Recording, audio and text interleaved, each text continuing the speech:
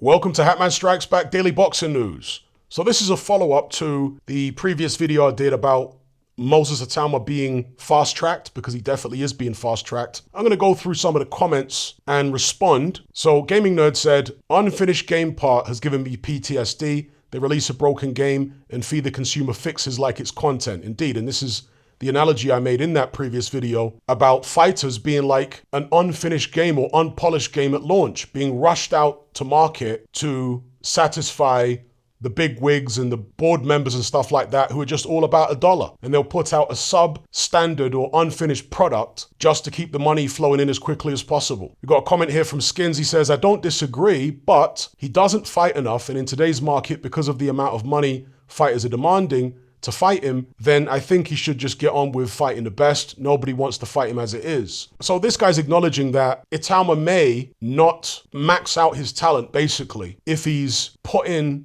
at world level now and stays at world level from here on in. He might be the unfinished product rather than the finished product. But this guy's saying nobody wants to fight him, so they're going to have to put him in at world level now and keep him there. They're going to have no choice. Their hand is being forced because of the amount of money that opponents want. I disagree. I think that you absolutely can get him fights against people that can take him rounds before you put him in there in a title fight. I mean, this Hrgovic fight didn't have to be a title fight. It's only a title fight because Frank Warren lobbied the IBF for it to be one. And to clarify, I was calling for Itauma to fight Hrgovic before the fight even got made, so I got no issue with the opponent. My only issue is with the fact it's a title fight. Anyway, let's move on to another comment. Sean Gallagher says, initially I thought, yeah, well, Itauma seems like he would be favorite against a lot of the top 10, so let him step up and see what he can do. You're right, though. Now the youngest heavyweight champion honors is not achievable anymore. There's plenty of fun fights Itauma could have to build up. He could be 22, world heavyweight champion, and now what? A decade of fighting the best? No going back. I can see Itauma retiring in his 20s at this rate. So we got a comment here from Guadalupe Rodriguez. He says, Mike Tyson becoming a world champion at 20 years old is still one of the greatest accomplishments in boxing history. I really couldn't name you any heavyweight in today's era that would have been able to do what he did. Well, I can. Moses Itauma. Mike Tyson became, and I've been over this so many times, so I won't go into it in depth here. I'll just give you a brief overview. Mike Tyson was very lucky to become champion at that age because the boxing environment, the politics, the fighters that were around at the top at the time were conducive to him becoming heavyweight champion at 20. If Moses Itauma had, let's just say not even 27 fights, because I think Mike Tyson had about 27 fights before he fought Berbick, okay? If Moses even had 20 fights and then challenged for the heavyweight title and Trevor Berbick was the champion, you're telling me he wouldn't beat Berbick? Are you having a laugh? He'd smoke Berbick. Come on. And in fact, never mind Itauma smoking Berbick. I mean, Lennox Lewis, after 20 fights, would have smoked Berbick. Most heavyweight champions, the ones that went on relatively long reigns in the 20th century, certainly after the mid part of the 20th century, they would have beaten Trevor Berbick. So it's not about Mike Tyson was so incredibly talented, that's why he did it. His talent was obviously part of it. But there was also the fact that Mike Tyson had a perfect storm, which was conducive to him becoming youngest heavyweight champion in history. He had the right team.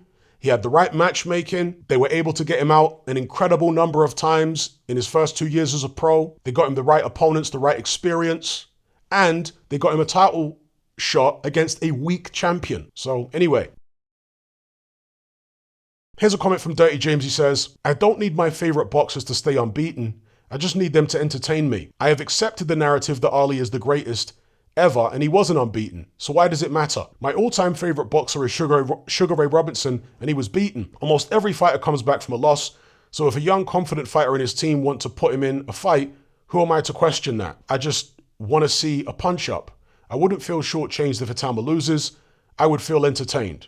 I would probably hope for his comeback, but I would have something new to talk about and probably watch the highlights back. I would be entertained. In fact, I wish they would have offered Usyk a ton of money to fight Itauma with as little as only 5 fights. Usyk isn't stupid. As soon as Itauma started to get experience, he would steer well clear of him. He's not a duck.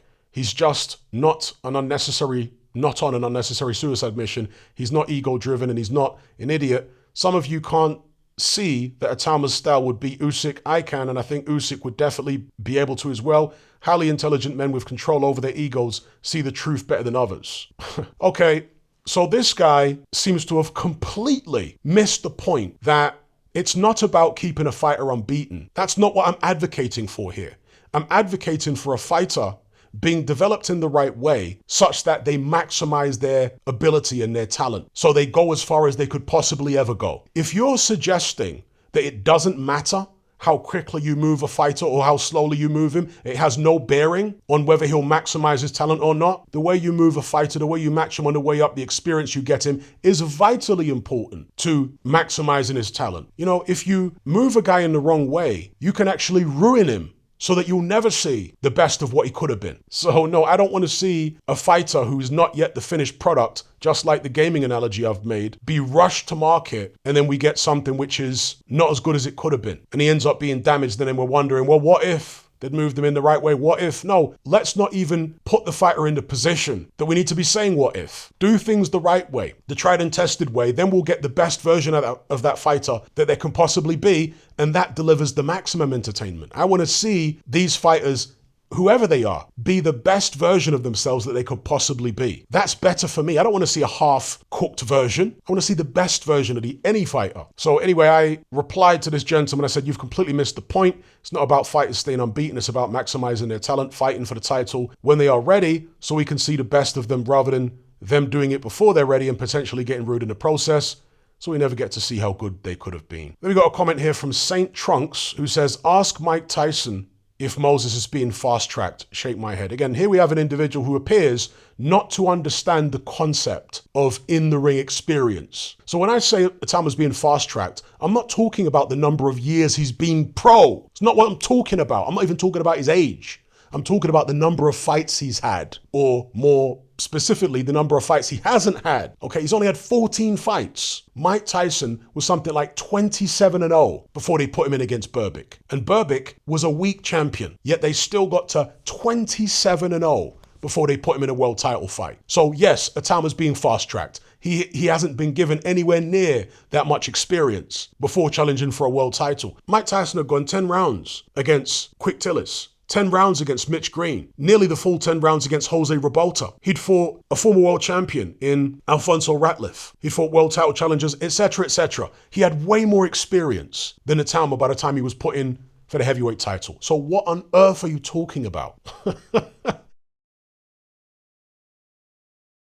Honestly, some people's reasoning skills are shockingly bad. Sensible comment here from Mike. He says, Usyk and Loma are outliers in the build-up for the title shot thing. 300 plus amateur fights, very high percentage of which were victories. It's a whole different level of learning and prep. So going for a title in under 15 pro bouts is more reasonable for those guys. Of course it is, which is something I explained in the video. So yep, Mike gets it. And here we have somebody who is being totally disingenuous and basically just lying, all right? I got no issue with somebody disagreeing, but when you're lying about me, that's a step too far. So this shameless individual says Hatman pushed and pushed for Itauma to be given the opportunity to break Tyson's youngest heavyweight record, then walked it back a little later, likely in response to some pushback in the comments, saying if he won it, he should give it up, but still that he should go for it. There was even an interview where Itauma admitted seeing one of Hatman's videos hyping him up for the title. I'm trying to find it. I left many comments against Hatman's videos saying that Itauma should be allowed to take his time and develop. As such, all this from Hatman now is double Dutch, trying my best to find the receipts. Okay, this is what I responded to this individual. I said, I didn't walk anything back, you absolute liar. It's all based on experience. If Itauma had had at least 18 fights in his first 2 years as a pro and had gone some rounds, I'd have had no issue with him winning a title at 20 and keeping it. But he was moved far slower than I had hoped, therefore didn't have the experience. Hence, I suggested he should win the belt, then give it up to continue learning, all of which I explained at the time. I can't stand liars like you who deliberately misrepresent what I say. I don't mind people disagreeing with me, but I have zero tolerance for people who lie about me. Come back and apologize right now and I won't block you. Now, if memory serves me right, I had a conversation with this individual several years ago. It may have been around the time that Itauma turned pro, there or thereabouts. And I was advocating for Itauma to try and break Mike Tyson's record. And he was warning against it. He was saying that Itauma shouldn't be rushed. He shouldn't be challenging for a world title at that age. Instead, he should wait until he's in his mid or late 20s. That's what I vaguely remember. If it weren't late 20s, maybe he said mid 20s. But it was there or thereabouts. And I said, that is, at words to the effect of, that is complete overkill. Here we have a guy in Itauma who's obviously a prodigy, who's got that energy of youth, who's very polished for his age, who's an explosive, fast twitch athlete. If he waits until his middle, late 20s to challenge for a title, he may actually be wasting his prime years. So he needs to capitalize on his prime years when he's got that energy of youth and his fast twitch is at its zenith. Capitalize on it by challenging for a world title early. But obviously that was always contingent on him getting enough experience by the age of 20, getting enough fights in. At no point have I ever advocated for Itauma challenging for a world title and staying at world level if he's only had 12 fights in the first 2 years of his career. Never have I ever said anything like that. Never have I ever even suggested it. It was always contingent on him getting enough fights in, aka enough experience in within the 2-year period. Once it became clear that he wasn't going to get enough experience in within that period, that's when I said, okay, maybe fight for the title, win it, then relinquish it and continue developing as a fighter and gaining more experience. So there was no contradiction. There was no walking back. There was no backing down on what I previously said because of comments from people. What a load of rubbish, man. It was simply because Itauma didn't have enough fights in that 2-year period to tick the boxes that I wanted to see ticked before challenging for the title and then staying at world level. It's very simple. And I, again, vaguely remember going back and forth with this individual when he's advocating for Itauma, waiting years and years and years before he challenges for a title. And the guy was saying, well, he might lose and this and that. What he was advocating for, in my view, is just complete overkill. Now, obviously, challenging for a title at 20, even if you have the experience, is a risk, but so is waiting until you're 27 or 25 or 26. That's also a risk. Because as I say, you might actually waste your prime years with complete overkill, over-egging the pudding. If you lose in your early 20s with, 20, 22 fights under your belt, yeah, you can come back. You've got plenty of time. But if you lose in your late 20s, when you're just having your first world title challenge, you've got far less time to come back. But again, I have to reiterate my points like a million times because some people just can't comprehend what I say the first time. If Itauma was 18 or 20-0 within the first 2 years of his career and he'd been the distance a few times and come through a few tests, then I would say challenge for the title, try and break Mike Tyson's record, and yes, stay at world level, don't relinquish. But that didn't happen. He was way less active than I'd hoped, and I made videos about it during that period saying he needs to be way more active than this. Other people made videos about it too. And to prove what I'm saying, here's the receipts and try and break this record. Now, I think he said that it's by May, midway through May in 2025, that's where he needs to do it by. And it might seem a long time away now, but as he said in previous interviews, that time will fly. So he says he's going to get out or aims to get out. And I think Francis Warren, who's managing him, said that this is the plan, to get out 8 times this year and then 8 times next year. So 16 fights in 2 years. BT and Queensbury at this stage, do they? So that was Itauma's plan, was to get out 16 times in 2 years, meaning by the end of 2024, he would have had 16 fights. In this video and in other videos, I was saying he really needs more than that if he's gonna break Mike Tyson's record and keep hold of the belt. Ideally, you need to be having 18, 20 fights, minimum. And incidentally, by the end of Itauma's second year as a pro, he'd only had 11 fights. So he didn't even reach his own goal of 16 fights in 2 years. And I was saying his own goal is too few fights. But he was still 5 fights off his own goal. They have enough shows? Is there enough activity? And this is why in this video I suggest, if it's possible, he even fights on other promoters' shows to keep his activity level up. And I made this video before his pro debut. Get that done? Probably, but I think to be on the safe side, I'm not sure if this is in his contract, it would be a good idea to allow Itauma to fight on other people's shows rather than just be bound to fighting on Queensbury shows. That probably won't happen, I'm gonna guess, but if it was possible, that would be the ideal scenario where he can actually fight on other people's shows in order to just keep the activity level up.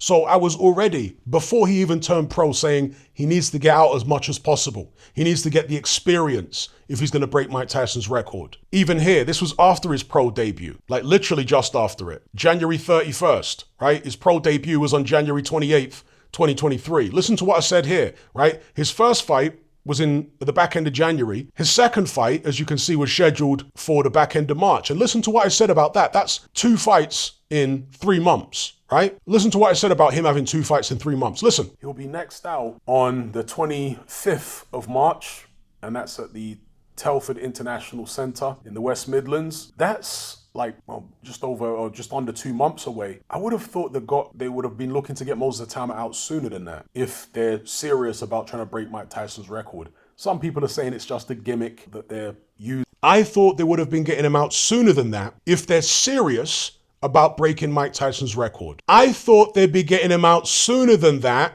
if they're serious about breaking Mike Tyson's record, meaning I thought they'd be trying to get him out once a month if they're serious about breaking Mike Tyson's record. Why? Because that's what I would be looking to do. Once a month, especially for the first few fights when you're just knocking over people in the first or second round, you get him out once a month. Yes, it's unrealistic to be getting in 27 fights, which is what Mike Tyson had before he challenged Berbick, but it's kind of realistic to at least get in 18 in the first 2 years if you're willing to let him fight on other people's shows and etc., etc. But evidently, he didn't have that kind of deal in place. And I have never in my entire existence on YouTube advocated for Itauma challenging, look here. The Dempsey-McKean fight was in December 2024. If he was going to break Mike Tyson's record, it had to be in his next fight after this because the deadline was by May 2025. He was 10-0 going into the McKean fight, 11-0 after it. When it became obvious that he wasn't going to get that much experience before the deadline, that's when I started saying, well, maybe he can just win the title and give it up and then continue learning. So all of this stuff about walking it back because of pressure from comments, what a load of absolute rubbish. As if I'm flip-flopping and, contradicting myself. Never contradicting myself on Itauma. It was always a situation about whether he could get enough experience in. That's what it all hinged on. That's what it was contingent on. So here we got a comment from W. Murray. He says, okay, it's different, but the principle still stands. I'm a football referee, and I'm so pleased I haven't been particularly fast-tracked. As you say, it's about those incremental steps. I'm now involved in the EFL with big crowds and more scrutiny, and I'm most definitely ready. There you go. There you go. He gets it. Here's a comment from Cubby Barnes. He says, as a gamer, that analogy was impeccable. It's so easy to ruin what could have been great by rushing it out to the masses.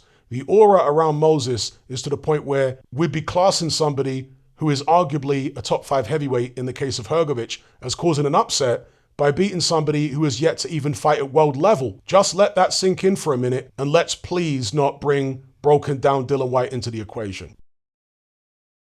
Cubby Barnes gets it. All right, here we got another comment from Mr. Will Guitar. He says, do you think Dubois was moved at the right pace then or rushed? After all, he seems to have the best of the resumes recently and achieved the most, yet picked up losses along the way. Joe Joyce? ? Was he rushed or held back? David Price, etc., and so on. Fury beat Vlad easy, then proved his recovery and tenacity against Wilder. I'm not sure either of those things came because of all his Channel 5 outings. Getting up from that Wilder knockdown was something he was born with. AJ had flaws, same as Foreman or Frazier had them. Man, was Frazier destroyed by Foreman despite all that experience, etc. I don't see AJ was conning the fans with matchmaking. He seemed to be doing his best to unify. I don't encourage reckless matchmaking, but essentially fighters find their level and get found out when the right opponent comes along. All going swimmingly for Price at one time, David Price that is. Joyce was all game on, then came undone by Zhang and boom, was gone. I think in this instance, Itauma versus Hrgovic is the correct step up at this stage. The fact that boxing politics have made it for a world title is neither here nor there for me. I do recall you'd have approved of Itauma beating Mike Tyson's record, which shows the same sort of attitude towards titles, etc. And so I responded by saying, you seem to be completely missing the point. Number one, no amount of experience will make a fighter invincible. It will simply allow him to max out his talent, which is exactly what Joe Frazier did. Number two, Dubois was not rushed. He challenged for the title in his 19th bout, and that was only a regular belt. His first real title challenge was in his 21st bout.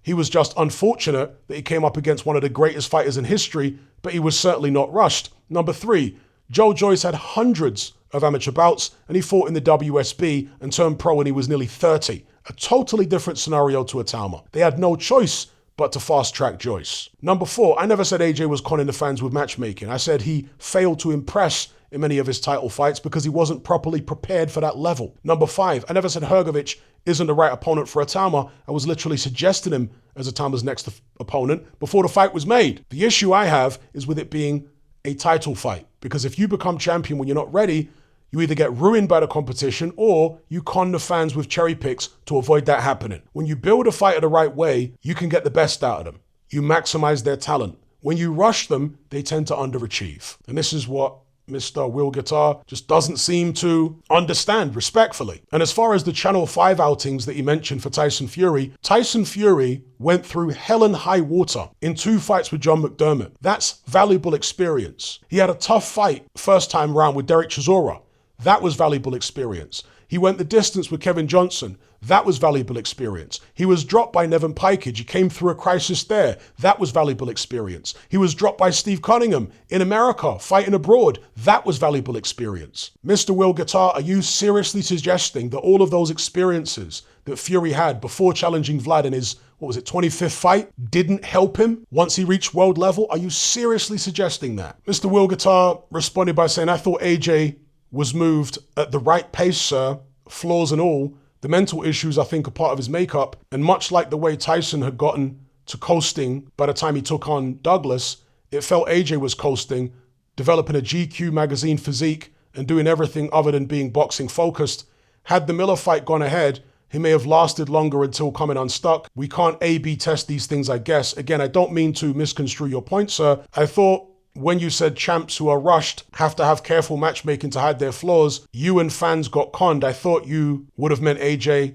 Sorry if you meant someone else. No problem, but I certainly wasn't alluding to AJ. I've been saying for years that AJ tried to be a great champion. He tried to fight the best, he just wasn't good enough, and he was rushed to the title. Anyway, I responded to this gentleman's comment. I said, AJ is less talented and less experienced than Ali, Frazier, Foreman, Holmes, Tyson, and Lennox Lewis, yet was moved faster than all of them. Yet you say he was moved at the right pace? No, that doesn't add up. Eddie Hearn himself admitted that AJ fought Klitschko before he was ready. His own promoter literally admitted that he needed more time to develop, but was rushed so as not to miss out on a financial opportunity. Anyway, I'll leave it there. Just wanted to respond to some of these comments. Don't forget to like and share this video, subscribe if you haven't done so already. Thank you all for watching. I'll catch you on the next one. And before I go, make sure you check out this video I just uploaded on my Patreon page. It's a film study of Moses Itauma and Filip Hrgović ahead of their fight on the 29th of this month. I analyze fight footage of both guys, point out strengths and weaknesses, and do a technical and tactical breakdown. This video and my entire back catalog of exclusive boxing content is available on the boxing tier, the Boxing Brotherhood. So check it out on my Patreon page. If you want to access this video along with hundreds of hours worth of other exclusive boxing content, as well as our members chat, just head on over to my Patreon page and select the tier called the Boxing Brotherhood. There's no contract, no commitment. You can cancel at any time, just like Netflix, but it's a hell of a lot cheaper. Just download the app from the Play Store or the App Store. All the links are in the description box below. And just a quick money-saving tip for Apple users. If you purchase your Patreon subscription on the desktop site or on Android, then you'll avoid the ridiculous 30% fee that Apple charges for purchases made on the iOS app. So if you're on iPhone or iPad, save yourself some money by buying your subscription on the actual Patreon website or on Android because it's a lot cheaper. Once you've made that initial purchase, you can then use the Patreon app on your iPhone or iPad thereafter to access and enjoy your content as normal.